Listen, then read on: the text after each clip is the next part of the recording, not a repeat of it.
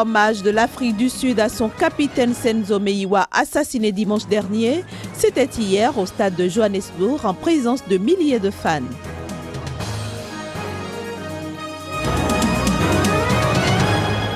Le Japon célèbre le 40e anniversaire de l'un de ses plus grands icônes. Il s'agit de Hello Kitty, la petite minette blanche, symbole international de la culture japonaise. C'est un immense plaisir de vous savoir au rendez-vous de l'information sur Sika TV. Nous sommes le vendredi 31 octobre 2014. Bonjour et bienvenue à toutes et à tous.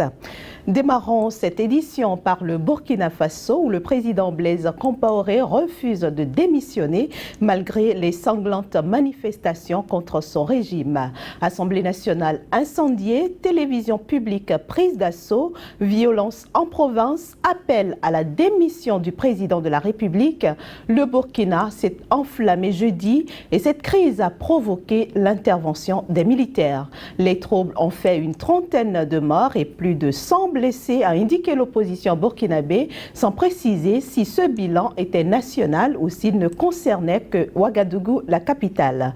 Nos confrères de l'AFP n'ont eux pu confirmer que 4 morts et 6 blessés graves, ces derniers étant tous soignés à l'hôpital. Hier soir, des tirs ont résonné aux abords de la présidence sans qu'il soit possible de s'en approcher. Le président Blaise Compaoré, arrivé au pouvoir après un coup d'État en 1987, a déclaré au cours d'une allocution télévisée avoir pris le message de la population, avoir compris le message de la population et pris la juste mesure des fortes aspirations au changement.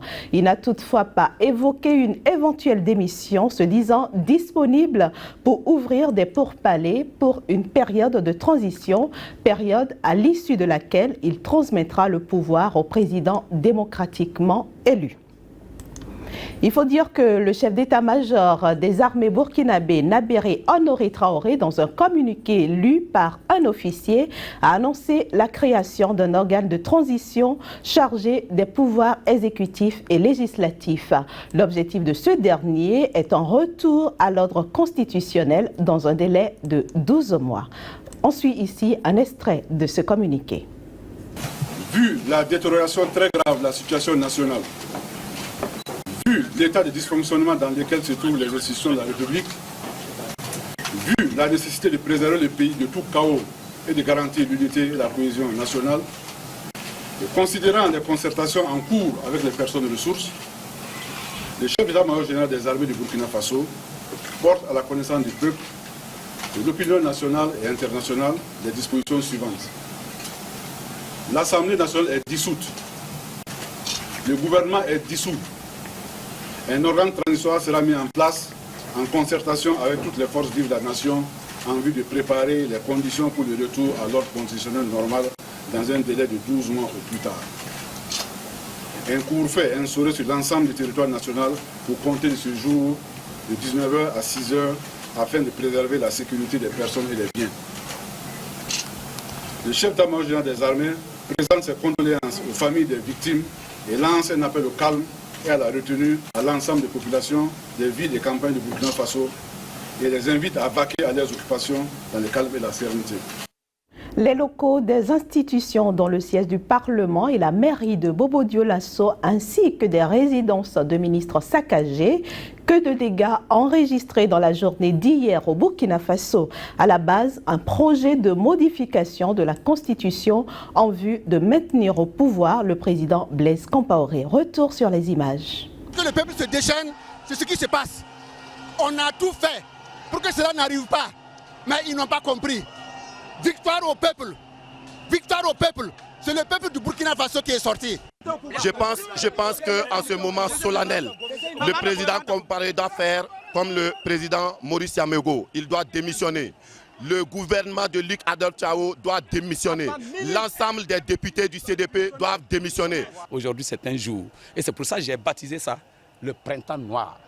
Le printemps noir, ça veut dire qu'aujourd'hui, le continent africain doit se débarrasser de ces dictateurs maquillés en républicains. Assemblée nationale incendiée, télévision publique prise d'assaut, le Burkina Faso a plongé ce jeudi dans la violence, forçant le gouvernement à annuler le vote d'une révision constitutionnelle controversée. Révision qui permettrait le maintien au pouvoir du président Blaise Compaoré, l'un des hommes forts d'Afrique de l'Ouest. En pleine tourmente, le gouvernement a appelé à la mi-journée la population au calme et à la retenue. Pour le régime en place depuis le putsch de 1987, dans ce pays sahélien très pauvre, c'est la crise la plus grave depuis l'immense vague de mutinerie de 2011 et qui avait fait trembler le pouvoir de Blaise Compaoré. La capitale Ouagadougou a sombré dans le chaos. Les violences ont fait au moins un mort dans le rang des manifestants. À quelques centaines de mètres du domicile de François Compaoré, le frère du chef de l'État, un homme d'une trentaine d'années, a été retrouvé mort, un trou dans la tempe.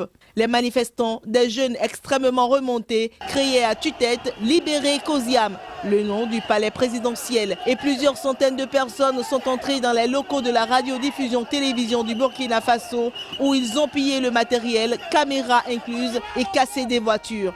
La mairie et le siège du parti présidentiel ont été incendiés à Bobo-Dioulasso, deuxième ville du Burkina Faso, signe que les manifestations hostiles au président Compaoré se répandent au-delà de la capitale Ouagadougou.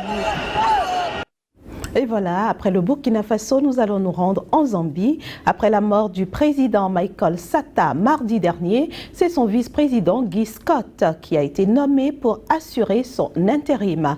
Il sera ainsi le premier chef d'État blanc en exercice en Afrique subsaharienne depuis la chute de l'apartheid en Afrique du Sud. Pendant ce temps, le parti du dirigeant défunt reste divisé. Reportage.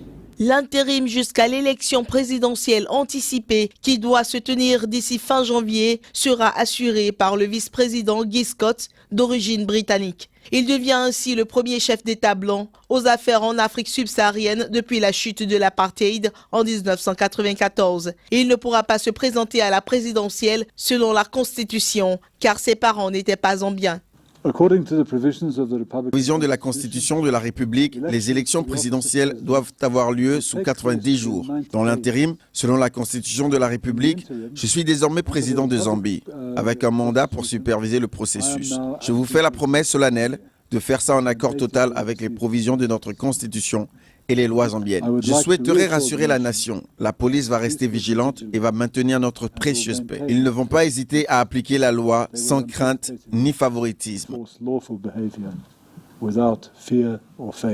Les États-Unis ont dit prévoir une transition pacifique et constitutionnelle dans un message de condoléances où ils saluaient la nomination de M. Scott.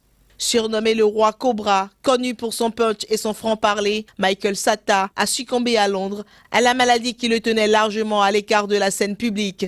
Alors s'alimentait une féroce bataille de succession à la tête de son pays, grand producteur de cuivre. Selon la façon dont les gens qui sont toujours au gouvernement vont s'occuper de la transition, cela devrait définir la destinée des Zambiens. Mais évidemment, il nous a quittés à un moment où son parti, le Front patriotique, au pouvoir est plus divisé que jamais. C'est également un moment où les Zambiens sont en demande d'une nouvelle constitution et c'est un héritage qu'il laisse. Le décès de Michael Sata, démocratiquement élu en 2011, clôt une présidence de 3 années marquée par une dérive autoritaire et des liens resserrés contre toute attente avec la Chine qui a d'importants intérêts dans les mines de cuivre. Les citoyens reconnaissent avoir perdu un homme qui aurait pu beaucoup apporter à la Zambie.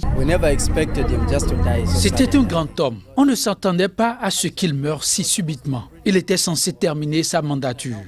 Quand on voit tous les efforts qu'il a déployés pour devenir président, c'est vraiment choquant. C'est une énorme perte. Son Excellence Michel Sata nous a quittés à un moment où les Zambiens, notamment les travailleurs, avaient le plus besoin de lui. Donc c'est une terrible perte. So it's a total loss. It's a big loss. Le cuivre assure 70% des recettes d'exportation de ce pays d'Afrique australe, 7e producteur mondial, abondamment doté en ressources naturelles, terre, forêt, eau, cuivre, cobalt et émeraude notamment. Direction l'Afrique du Sud qui a rendu hommage hier au capitaine de son équipe nationale de football, Sinzo Meyiwa, abattu dimanche dernier par des cambrioleurs. C'était lors d'une cérémonie dans un stade de Johannesburg. Des milliers de fans vêtus aux couleurs de l'équipe des Bafana Bafana ont acclamé la mémoire du gardien, alors âgé de 27 ans. Ça criait à tout rompre, Sinzo Meyiwa, il n'y a personne comme toi. Ils ont oublié les rivalités de clubs, unis dans un bruyant hommage, chanté et dansé au son des vuvuzelas, dont la tradition sud-africaine. En quelques jours, le sport sud-africain s'est retrouvé endeuillé par la perte de 3 personnalités. Sinzo Meyiwa, mais aussi l'ex-champion du monde du 800 mètres, Moleini Mbulezi, tué vendredi dernier dans un accident de voiture, et la boxeuse Fendile Mwelez, morte après un combat qui l'a plongée dans le coma. Ils ont porté le drapeau de l'Afrique de l'Ouest où qu'ils allaient. C'est une très triste perte pour notre nation, parce que c'était de grands sportifs. Et savoir qu'ils sont morts l'un après l'autre, ça me fait réfléchir. Mais c'est une très triste perte. C'est le moins qu'on puisse faire. C'est le plus loin qu'on puisse aller pour dire au revoir. La raison pour laquelle je suis venu ici, c'est pour dire au revoir à Sinzo Meyiwa. Et parce que je soutiens les Orlando Pirates, je devrais m'assurer que je sois là pour aider les familles et les amis à tourner la page. Plus de 17 000 personnes ont été victimes d'homicides l'an dernier en Afrique du Sud, mais la personnalité de Meyiwa, tué alors qu'il passait son dimanche chez sa petite amie dans la grande banlieue de Johannesburg, a bouleversé le pays. Ces agresseurs n'ont toujours pas été retrouvés malgré une forte récompense promise par la police. Sinzo Meyiwa, père de 3 enfants, 2 avec son épouse et un nourrisson avec sa petite amie, la chanteuse pop Kelly Khumalo, était le capitaine de l'équipe nationale et des Orlando Pirates, l'un des grands clubs de Soweto. Le secrétaire général des Nations Unies, Ban Ki-moon, s'est rendu au Kenya pour promouvoir le développement dans la région de la Corne de l'Afrique. Il a rencontré le président kenyan Uhuru Kenyatta et le président de la Banque mondiale, Jin Yong Kim. Après cette visite, Ban Ki-moon était à Mogadiscio où il a appelé les donateurs de la Somalie à plus d'efforts pour éviter une nouvelle famine à ce pays dévasté par 2 décennies de guerre civile et des sécheresses chroniques. Nous passons à un autre élément. La première fois que cette minette blanche est apparue au Japon, c'était en 1974. Le 1er novembre, Hello Kitty fête ses 40 ans et le modeste porte-monnaie qu'elle décorait est devenu un énorme coffre-fort ventru. Découverte dans ce reportage. Sac à dos, vernis à ongles, pochette d'ordinateur sertie de pierres précieuses, lingots d'or hors de prix. En 40 ans d'existence, Hello Kitty a été déclinée en quelques 50 000 produits dans le monde entier. Elle est partout. Encore la semaine dernière, elle faisait son apparition à un festival de cinéma à Tokyo pour son rôle dans Casse-Noisette. C'est encore au Japon qu'elle compte ses plus grands fans. Quand Hello Kitty est arrivée sur le marché, ça a été sensationnel pour moi. À l'époque, j'adorais déjà les chats. Elle était si simple et en même temps tellement mignonne. C'était génial, il y en avait de toutes sortes. Enfant, j'avais du papier à lettres Hello Kitty. Et rien que ça me rendait tellement heureuse. Je me rappelle encore de ce sentiment de bonheur. Kitty est née dans les années 70 au Japon, 30 ans après la Seconde Guerre mondiale, alors que les petites filles japonaises comme Kazumi commençaient à avoir de l'argent de poche. Aujourd'hui, elle est devenue le symbole international de la culture japonaise du kawaii, ou mignon. Mais une récente révélation est venue bouleverser les croyances les plus profondes des fans.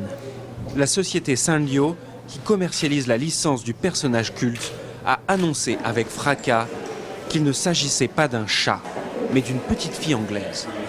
Les experts ont une explication. La ligne officielle dit que Hello Kitty a été créée avec l'apparence d'un chat. Elle a des moustaches, etc. Mais elle a bien l'esprit d'une petite fille. C'est une icône, une meilleure amie, etc. Hello Kitty a beau être présente dans quelques 130 pays, une partie de l'humanité reste toujours de marbre face à cette petite fille chaton. Mais selon la créatrice officielle, cela devrait bientôt changer. Nous nous préparons à concevoir davantage de produits destinés à des clients masculins, notamment des vêtements. Nous nous attendons à ce qu'il y ait plus d'hommes fans à l'avenir. De quoi peut-être encore faire gonfler les revenus de Sanrio et de tous ceux qui utilisent son image. Rien qu'au Japon, les revenus générés par Hello Kitty sont estimés à 2 à 3 milliards d'euros par an. Voilà, mesdames, messieurs, ce sera tout pour cette édition que je vous remercie d'avoir suivi. Très bonne journée en compagnie des programmes de Sika TV.